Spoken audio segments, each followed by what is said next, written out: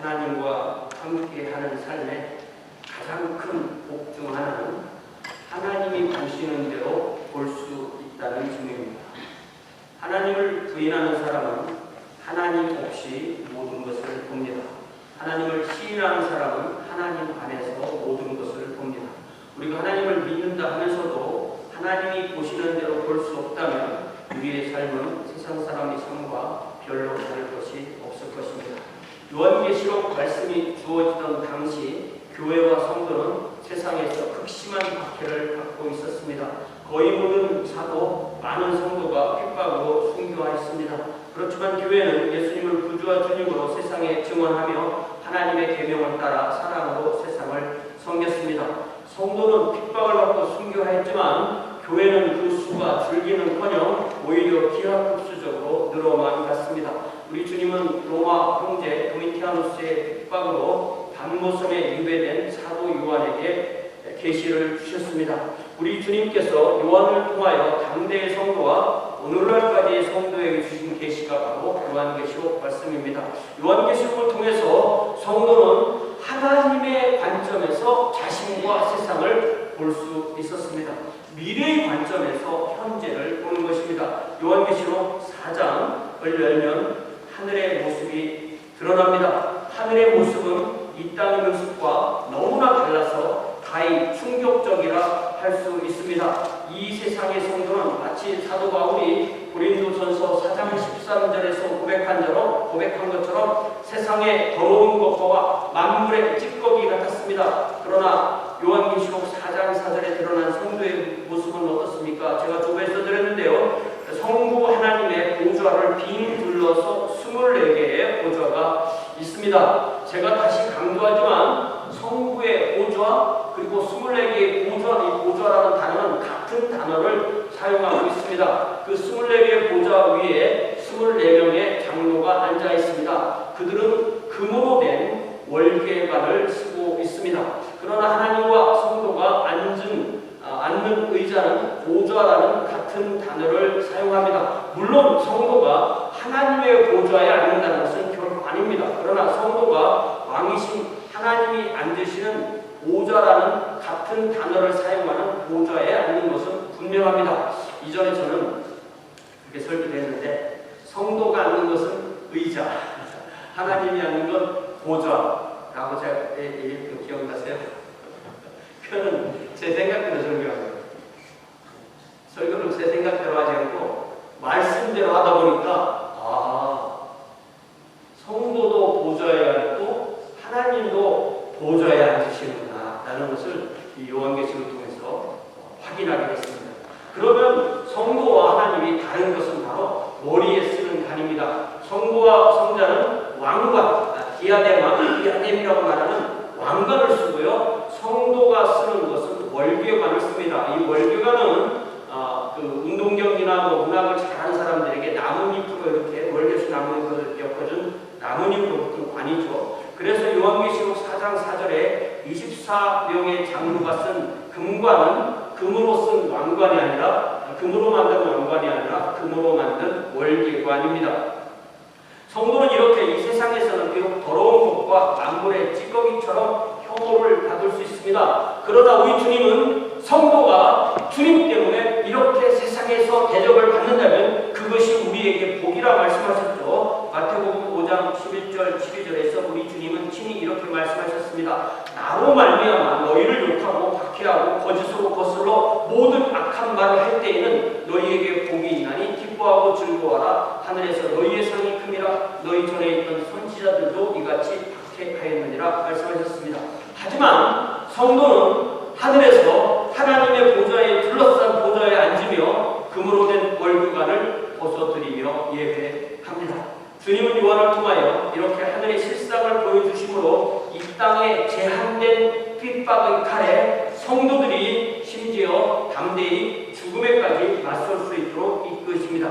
더 나아가 이 세상에 이러한 체계가 영원히 지속되는 것이 아닙니다. 최후의 부활이 있고 최후의 심판이 있고 하나님의 왕국이 온전히 드러날 때가 온다는 것입니다. 그때 성도는 우리 주님의 부활하신 몸과 같은 부활한 몸으로 새하늘과 새 땅에서 삼위일체 하나님과 영원히 삽니다. 이 성도를 오늘 본문에서는 신부 어린 양의 아내인 새 예루살렘이라고 말씀합니다. 그래서 오늘 요한계시록 21장 9절에서 17절 말씀에서 새 예루살렘이라는 제목으로 하나님의 말씀을 나눕니다.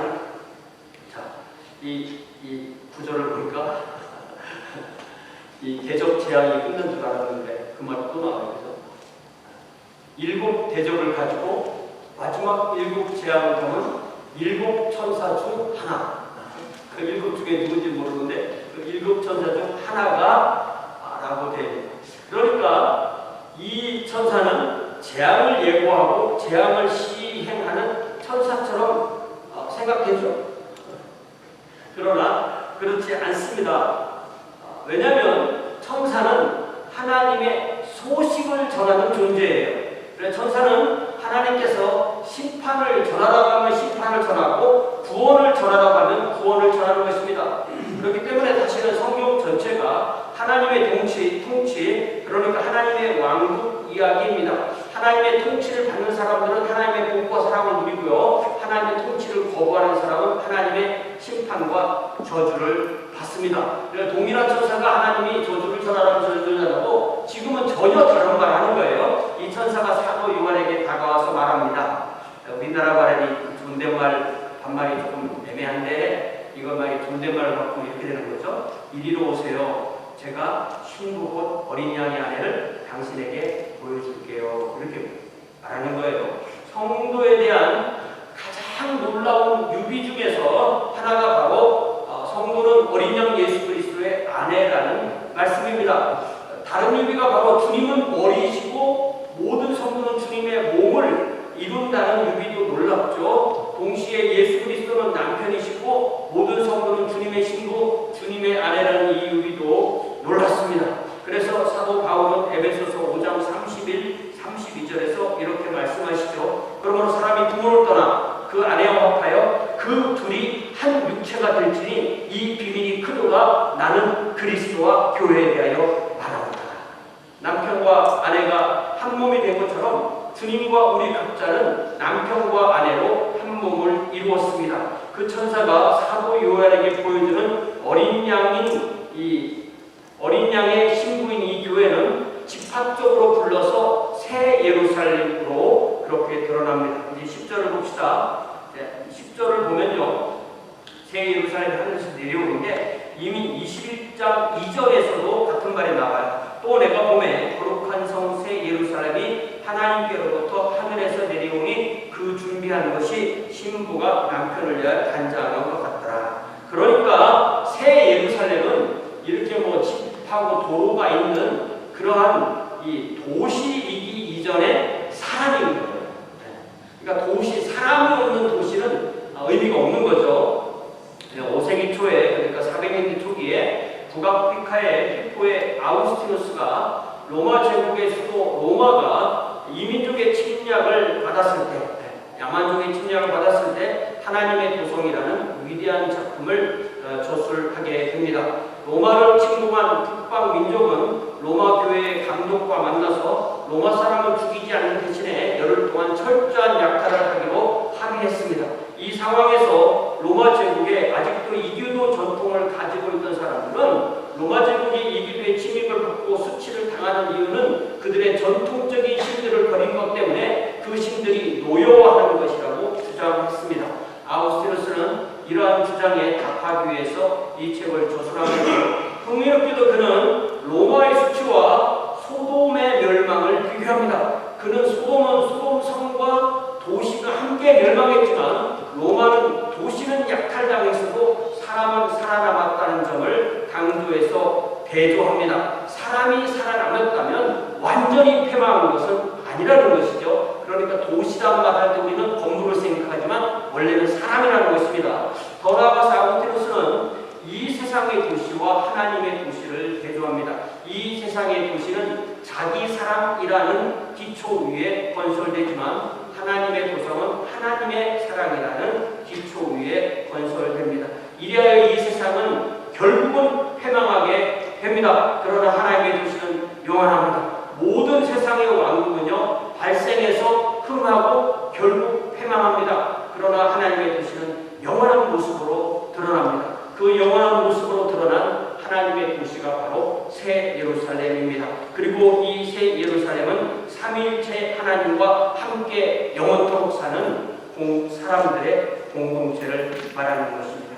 이제 11절에 보니까 하나님의 영광이 있어 그 성의 빛이 지극히 귀한 보석 같고 벽과 수정같이 막더라 이렇게 되어 있습니다. 그러니까 21절부터 사도 요한은 이 새 예루살렘의 모습을 좀 더 구체적으로 묘사합니다. 그 성에는 하나님의 영광이 있었다는 거죠. 이런 요한계시록 21장 23절 말씀을 보면 좀 더 명확하게 이해할 수 있는데요. 그 성은 해나 달의 비침이 쓸데없으니, 해나 달에 쏘는 영광이 필요 없다는 거죠. 이는 하나님의 영광이 비치고 어린 양이 그 등불이 되시니라. 지금 현 체계의 이 세상은 태양의 에너지에 의해서 생명체가 유지되고 어둠을 물리치는 세상입니다. 그렇지만 새하늘과 새 땅과 새 예루살렘에서는 삼위일체 하나님으로부터 직접 에너지를 받습니다. 하나님의 영광을 받는 새 예루살렘은 지극히 귀한 보석과 같이 귀했습니다. 더 나아가서 벽과 수정같이 맑았습니다. 이는 성도의 귀함과 순결함을 상징적으로 그리는 표현입니다. 우리는 어떻게 이렇게 귀하고 순결함을 받은 신부가 되었을까요? 우리도 만일 그리스도 안에 있지 않다면 세상과, 우리가 그리스도 안에 있지 않다면 우리가 세상이죠. 세상과 하나도 차이가 없는 존재입니다.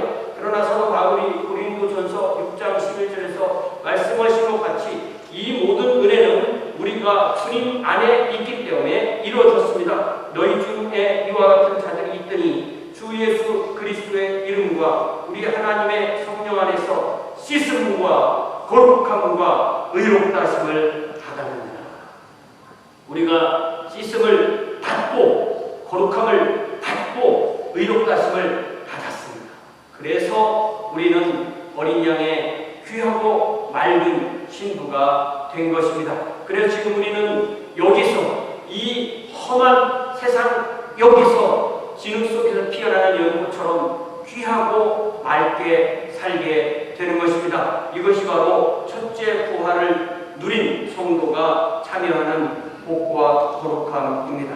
이제 12절에 보니까 크고 높은 성곽이 있고 12문이 있는데 문에 12천사가 있고 그 문 위에 이름을 썼으니 이스라엘 자손 12지파의 이름들이라 이렇게 되어 있죠. 이 새 예루살렘 성은 말씀해 보니까 가로 세로 높이가 같은 거예요. 가로 세로 높이가 같은 것을 뭐라고 부르냐면 정육면체라고 부릅니다. 자, 동쪽, 북쪽, 남쪽, 서쪽에 각각 세 문씩 12문이 있다고 되어 있고요. 이 12문에 12천사가 수문장처럼 서 있습니다. 그리고 그 12문의 이름은 야곱 즉 이스라엘의 자손인 12지파의 이름이 적혀 있습니다.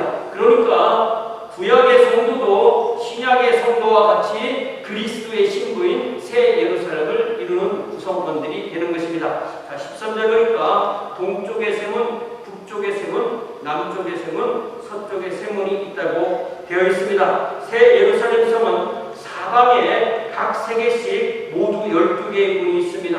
문이 없고 벽으로만 둘려있는 성은 외부와 소통을 이룰 수 없습니다. 그렇다면 그 성은 죽은 성입니다. 살아있는 성은 끊임없이 외부와 소통합니다. 모든 생명체는 외부와 물질 교환을 통해서 생명을 유지하고 재생산합니다. 영적인 생명도 하나님 앞에서 하나님을 향하여 열려 있어서 말씀과 성령으로 끊임없이 소통하고 또 하나님의 그 생명이 흐름으로써 그걸 통하여 힘을 얻고 자라고 재생산하게 됩니다. 또한 세상을 향하여 열려 있어서 주님의 복음으로 섬기게 되는 것입니다. 그렇기 때문에 닫힌 체제는 죽은 체계입니다. 열린 체계가 산 것이고 이 예루살렘 성의 문은 바로 그런 내용을 강조하고 있습니다. 이제 14절에 보니까 이 새 예루살렘 성에는 12기초석이 있고 그 위에는 어린 양의 12사도의 12이름이 있다 이렇게 되어 있어요. 그러니까 이 새 예루살렘 성은 12개의 기초석 위에 건설되었다는 거예요. 그리고 12개의 기초석에는 어린 양의 12사도의 이름이 기록되어 있다는 거예요. 요한계시록 4장 4절 아까 본 말씀에 보면 24장로가 이렇게 이 이스라엘 구약의 12지파 더하기 또 신약의 12사도 이렇게 합한 수가 24라는 것을 우리가 알게 되는 거죠. 그래서 24장로는 모든 시대의 성도를 상징 내지는 대표하는 존재가 바로 이 24명의 장로입니다. 또 잘 생각해보면 이 사도 요한이 이 계시의 말씀을 듣고 보는 시점에서 다른 11사도는 이미 순교해서 이미 천국에 가 있어요. 그런데 사도 요한은 반모섬에서 새 예루살렘의 12개의 기초석 가운데 한 개 위에 자기 이름이 적혀있는 것을 보았습니다. 이 얼마나 감격스럽고 복된 순간입니까? 요한계시록 특징은요, 4절부터 4장부터 끝장까지는 사람 이름이 안 나와요. 여기 이름이 나온다고 써있지 그 이름 12개를 걸어놓지 않잖아요. 그러면 자기 이름이 들어갈 거고요. 네. 자, 이 새 예루살렘에 12개의 기초석이 곧 12명의 사도라는 사실은 교회가 바로 사도와 선지자의 기초 위에 세워진다는 말씀과 연결됩니다. 여러분 성경 에베소서 2장 19절을 찾아보세요. 에베소서 2장 19절. 굉장히 중요한 부분이기 때문에 그럼 같이 보겠어요. 에베소서 2장 19절부터 22절까지인데요. 에베소서 2장 19절을 먼저 봅시다. 그러므로 이제부터 너희는 외인도 아니요 나그네도 아니요 오직 성도들과 동일한 시민이요 하나님의 권속이라. 그리스도 안에서는 유대인과 이방인, 종과 자유인, 남자와 여자의 아무런 차별이 없습니다. 이제 20절에 보니까 너희는 사도들과 선지자들의 터 위에 세우심을 입은 자라. 그리스도 예수께서 친히 모퉁이 돌이 되셨느니라. 그러니까 교회가 성전이라는 건물로 묘사되는 이 말씀에서 우리 주님은 모퉁이 돌이시고요. 그리고 사도와 선지자는 기초석입니다. 이 사도가 12명이기에 요한계시록 12장에서 12사도의 이름이 바로 이 기초석 위에 적혀있다고 분명히 말씀합니다. 그러므로 우리는 우리 주님께서 12사도에게 계시하신 신약성경의 근거에서 우리의 신앙을 세우며 교회를 세우게 되는 것입니다. 22절, 21절에 보니까 그의 안에서, 그러니까 예수님 안에서 건물마다 서로 연결하여 예수님 안에서, 주 안에서 성전이 되어 간다고 했습니다. 주님 안에서 우리 각자가 연결되어 건물이 지어져 나가고 성전이라는 복합 건물이 완성되어 나가는 것입니다. 그리고 이 교회와 이 성전이 바로 그리스도의 신부와 아내인 새 예루살렘으로 드러나는 것입니다. 이제 22절에 보니까 너희도, 에베소에 있는 여러분도 그 말이죠. 너희도 성령 안에서 하나님이 거하실 초소가 되기 위하여 그리스도 예수 안에서 함께 지어져 가느니라. 아직 새 예루살렘이 온전히 완성되지 않았다는 것입니다. 그때까지 우리는 성령 안에서 하나님이 온전히 거하시는 성전, 즉 새 예루살렘이 되기 위하여 그리스도 예수 안에서 다른 모든 성도와 함께 지어져 가는 중입니다. 자, 이 국어 공부를 좀 해보면 우리니까, 너희니까 뭐예요? 너희. 1인칭, 2인칭 복수죠. 혼자 하는 게 아니라 함께. 복수고 현재 지어져 간다고 했으니까 현재 수동 진행형이죠. 우리가 짓는 것이 아니라 하나님이 우리를 짓고 있지만 그것이 완성되는 것이 아니라 계속 지어져 간다는 말씀입니다. 이것이 바로 오늘날 우리 교회를 영적인 눈으로 본 모습인 거예요. 지금 여기에서 성도와 교회의 모습이 이 에베소서 2장 21절, 22절에 그려져 있는 것입니다. 그리고 그것이 완성된 모습이 요한계시록 21장의 새 예루살렘으로 나타납니다. 그래서 성도의 복은 뭐냐면 미래에서 지금을, 그리고 하나님의 관점에서 우리를 볼 수 있는 힘이 생긴다는 것입니다. 미래에서 지금을 하나님의 관점에서 우리를 볼 수 있는 것을 우리는 소망이라고 부르고 그 소망이 바로 성도의 힘입니다.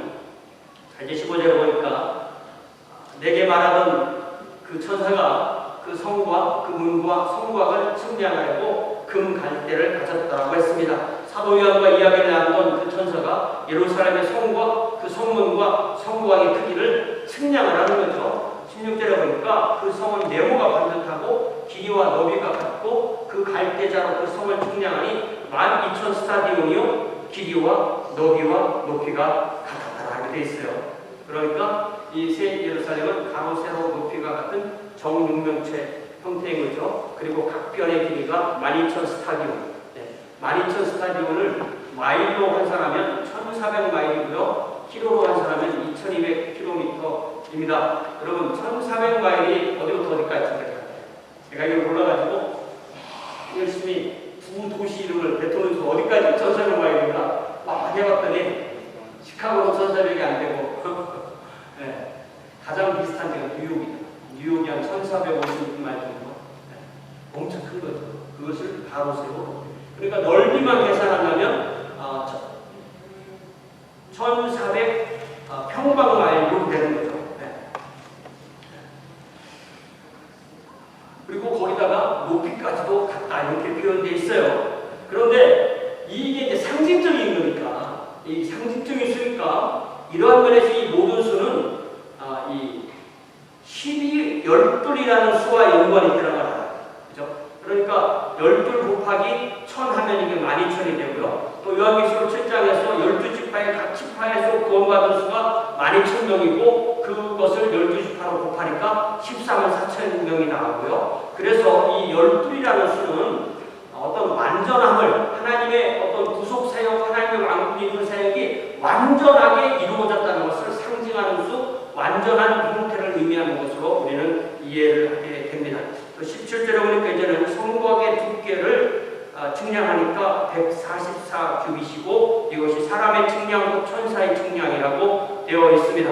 그 두께가 144규빗이었어요. 144도 뭐에 12 곱하기 10이잖아요. 이게 이걸 피트로 계산하면 한 200피트, 미터로 계산하면 65미터 정도 되니까 이게 오늘날의 도로로 보면 왕복 10차선 도로예요.